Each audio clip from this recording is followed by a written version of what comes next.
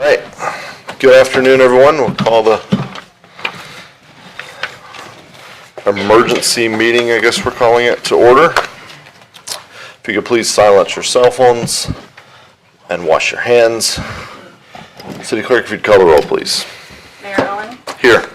Vice Mayor Colodey, Here. Commissioner Hartman, Here. Commissioner McGirt, Here. Commissioner Sacks. Here. All right.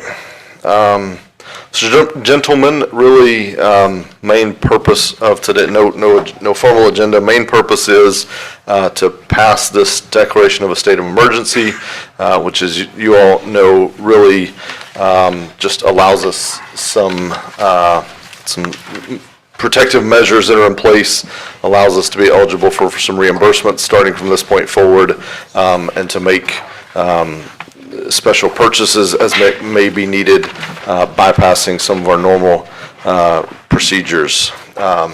So it's one of the main purposes. I should note, Carrie is here remotely. She's on the phone listening in, and will chime in if needed. If there's questions for Carrie, just make sure, kind of identify it ahead of time so she can make sure to be listening in.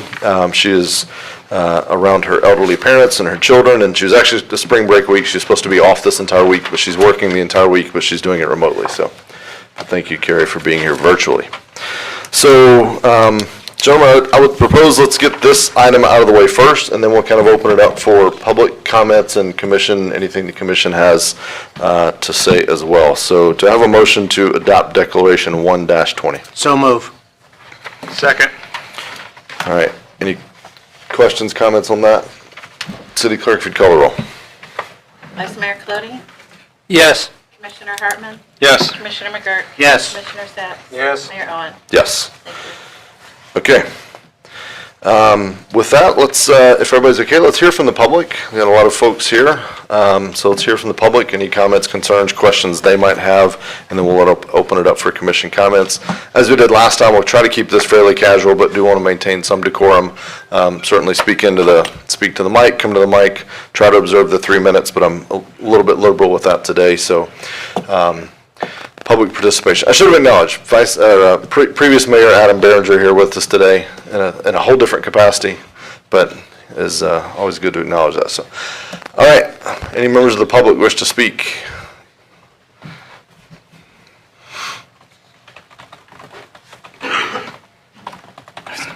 Randy Herman, 108 Esther Street. More of a question and then maybe a suggestion. I was just at the intersection of Peninsula and Flagler and sat through 5 lights where a truck got jammed trying to turn. And I'm sure you've gotten a lot of emails from people over Sunday. Sunday was pretty much a traffic backlog of the entire island. And it looks like, unless there's something done about the beaches, that's my question, which I'm mixed about. Is there something that could be done about the timing of that light? Because I've talked to my neighbors that live on Peninsula, and they said on Sunday the amount of exhaust that was coming into their houses, because everyone was just sitting, it was totally blocked from Dunes Park all the way to 3rd most of the day. So I don't know if something could be done about that light, if that's the only thing, but certainly if people are going to still be coming in large numbers, is there something we could do to assist that? Thank you. Okay, thank you.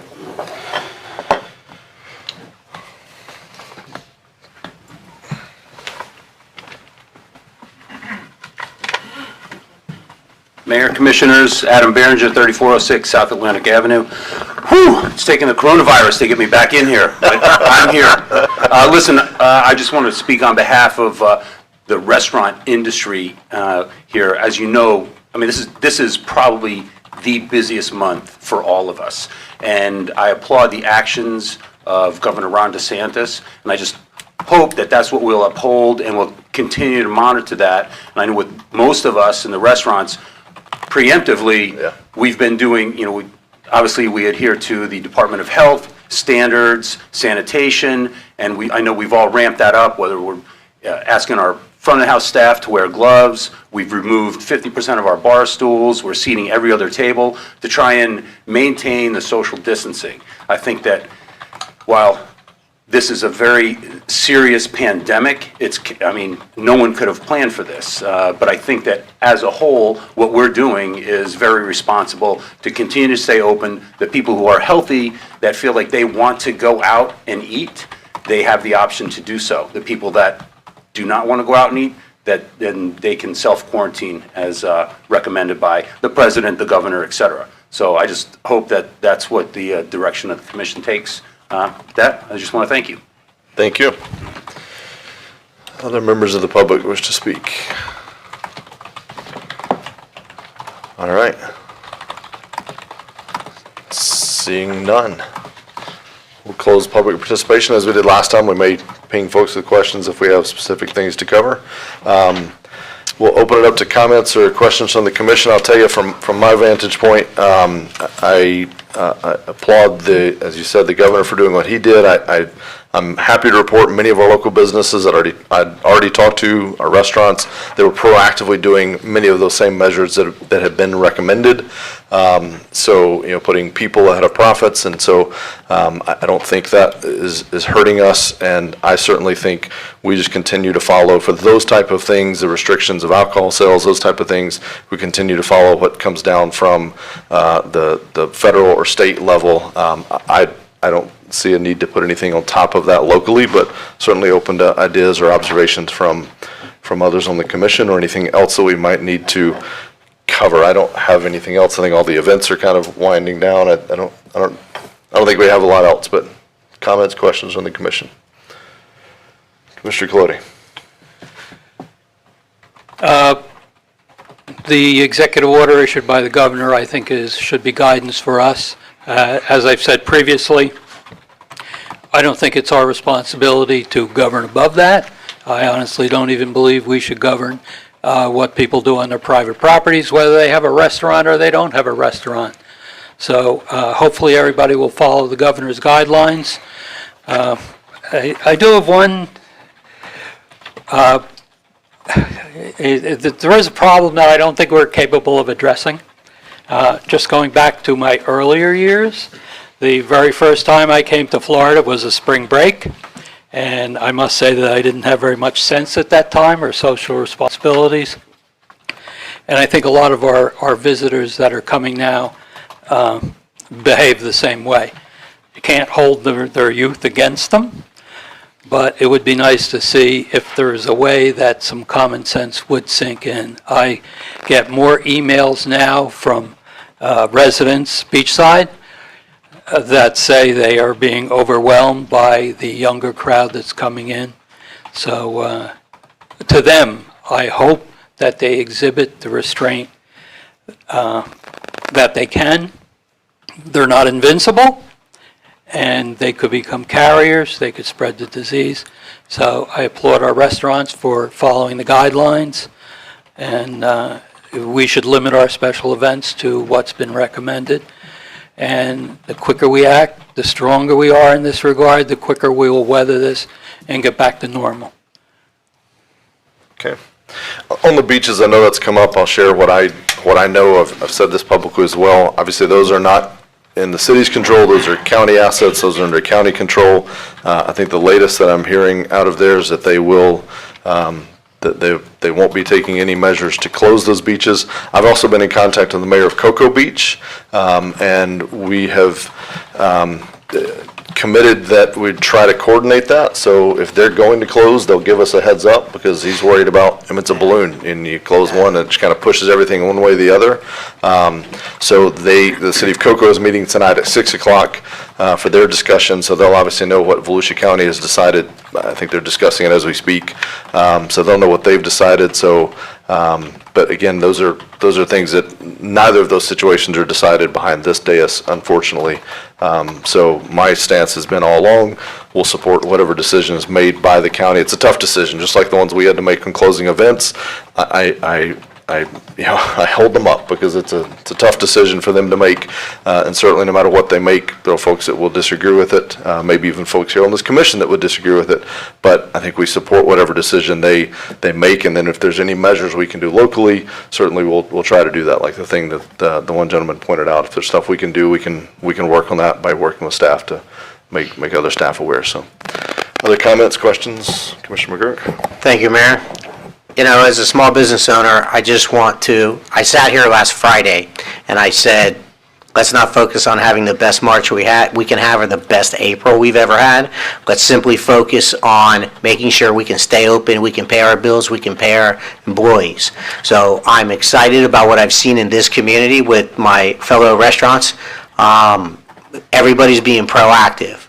Continue that, be diligent, go above and beyond what you can do or what you're being legislated to do by the governor, and really show a strong support for making sure people do not get sick, because the worst case scenario is we all do shut down. And I had a brief conversation with a number of restaurant owners outside. We all know what that means. We know what that means for us as owners. We know what that means for employees. We know what that means. It will devastate businesses and families. So let's be as proactive as we can, be very liberal with the sanitizer, and let's not try to, I have a lot of confidence in the restaurant owners around this town to do what they need to be doing. Thank you, guys. And girls. While we get other comments, staff, is there any items you need to bring before us to get decisions on that, or are we No, I just all want good? to make you aware that we are drafting a personnel policy for our employees for different cases. Working on employees, if they have to work remotely from home. If they have any kids on spring break and it's extended. So the policy will be coming to you on the 24th for the final approval.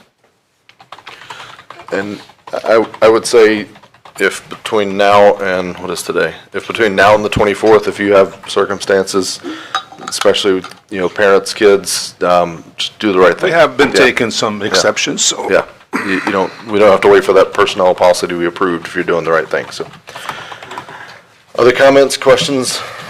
I would just ask that maybe we reach out to the UC to see about waiving some of the shut-offs and stuff. I did that 2 days ago. Okay. I haven't heard back from them yet. They were supposedly discussing it today in a staff meeting, so we'll hopefully have something coming out. I know FPL has done that. Yes. But obviously for us, it's the UCB. I've done that.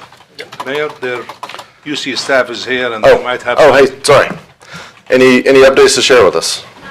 Can you just come here? Thank you. Sorry to put you on the spot. We're all on the spot right now.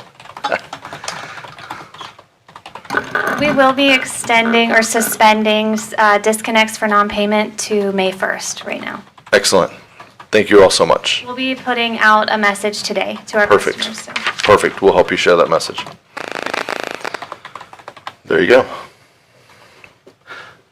Other Mr. comments? Mayor? Commissioner Sacks, yeah.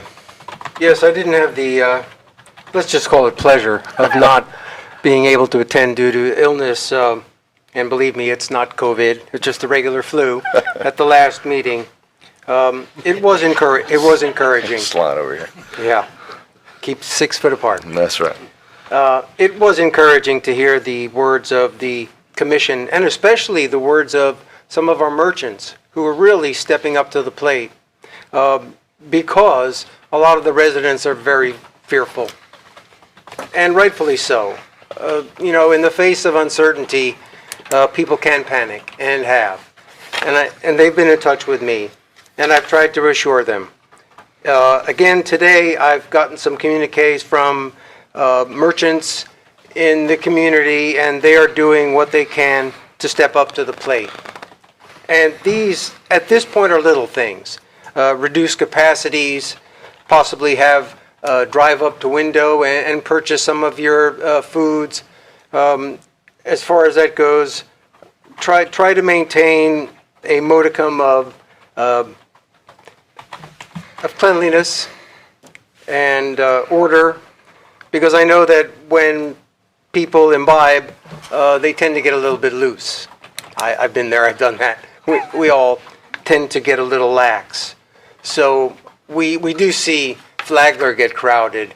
We do see other venues get crowded. And I hope and believe that our merchants who own those businesses will do their due diligence. It seems that the state of Florida has taken a lot of this control out of our hands by issuing their executive order. In a way, this is good. We don't have to regulate Hopefully you will self-regulate and you have guidance from the state to do that.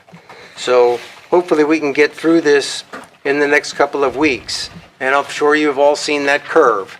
We hope to reduce the height of that curve and the length of that curve. And if we take those measures now and feel a little bit of pain now, we can expect a much greater gain in the future. I would rather see a little bit of pain, possibly, people may have to have less income, but down the road, they'll still be healthy enough to come back to work.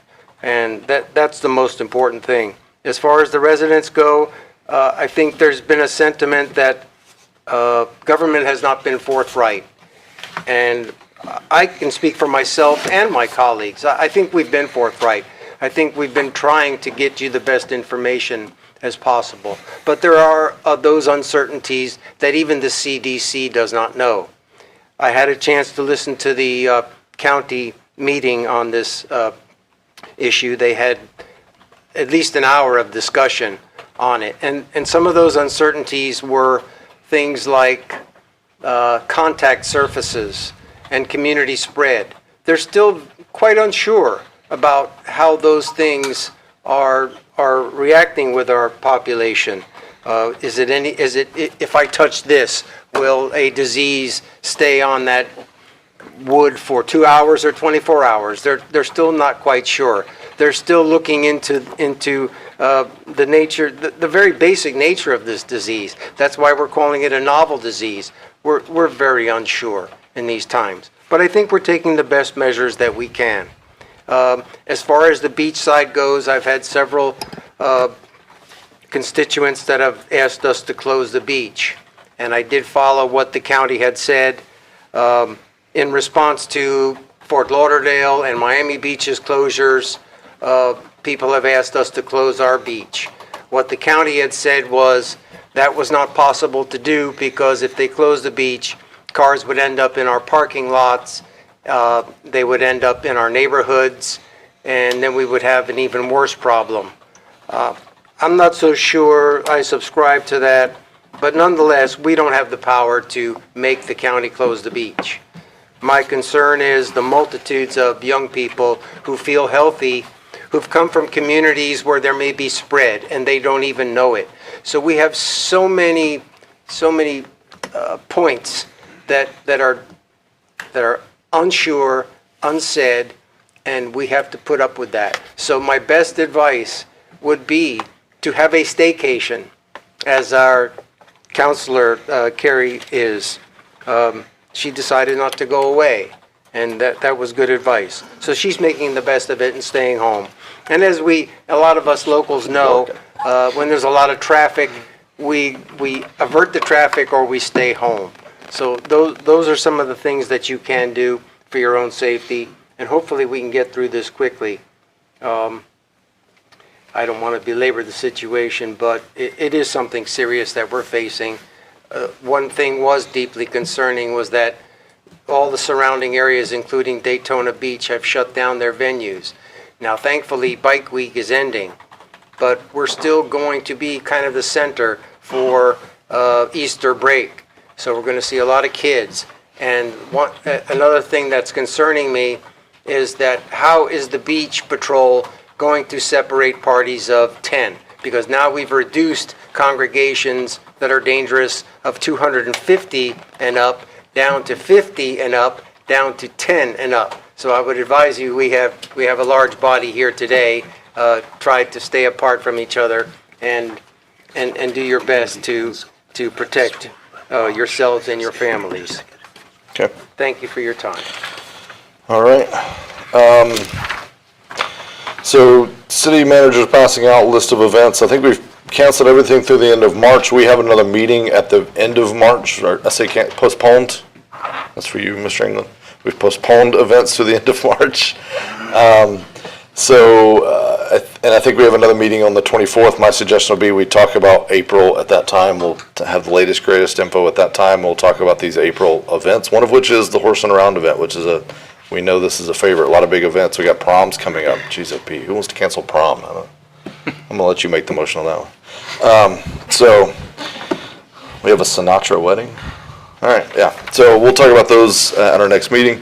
Any questions? You've heard our comments from those restaurateurs on the, we know what you know at this point on the government's order, or the governor's order. After 5 p.m., if you derive 50% of your revenue from alcoholic beverages, they'll suspend the sale of beverages. My assumption is dining is open to stay, but suspending beverages, alcoholic beverage sales. So hopefully you've got this order. If not, staff can provide it. But any questions or clarity needed from our restaurant community or others in the community, we'll open up public participation one more time for any questions or clarity you might need. All right. Seeing none, again, we really do appreciate it. I mean, I think times like this, we see it in the hurricanes, but times like this is when communities prove what they are, what we all mean to each other. So thank you all for that. Sorry, you had one last comment? Yes, at our meeting on the 24th, I would like that limited to items that are related to the virus issue, or there are certain other time-sensitive items where we have to make responses by the end of the month. I know we have some groups of citizens that have special causes and like to fill the chamber, and I don't think that's what we want to do. As much as I love seeing the public, I'm surprised so many are here today. And they're not sitting 6 feet apart. So I would like to keep our agenda to the point where it deals with those types of items and not bring out the masses, so to speak. Agreed. I think we talked about that last time and we were going to do that. So we may have some second readings that we need to just check off because they've already published and we don't want to pay Yes. to publish again. Actually, this morning, the city attorney and the city clerk and I, we reviewed the entire agenda, and we reduced quite a bit of it. So the only items we put on the agenda are time sensitive, and that they must be approved. So otherwise, we took it out. Thank you. Okay. And Mr. Mayor? Yep. If nobody has anything else, as usual, I had forgotten an important issue. I'm very pleased to let you all know that Fire Chief Sean Vandermark is our EMS coordinator for this impending issue or disaster. It is definitely something that is worldwide in scope, and our very small town hopefully can get through this together. I found out that our hospital, our small hospital, Advent, does have limited capacity. I understand that they're at 70% now. The big concern that was going around was respirators and those types of equipment. Hopefully we can all stay pretty healthy. I believe if at the worst, we would have resources like the National Guard and the Army to help us out. Hopefully we won't even have to entertain that. I noticed the hospital already has an isolation tent, and the chief has assured me that he has enough personal protection equipment to protect the first responders that hopefully will not have to come to your house. So we're in good hands with our public safety. So I hope that's reassuring in the smallest case. Agreed. All right. Thank you all for being here. If you need anything, reach out to any member of us or the city staff. We'll do what we can to help you. Thank you all. Meeting adjourned. Awesome.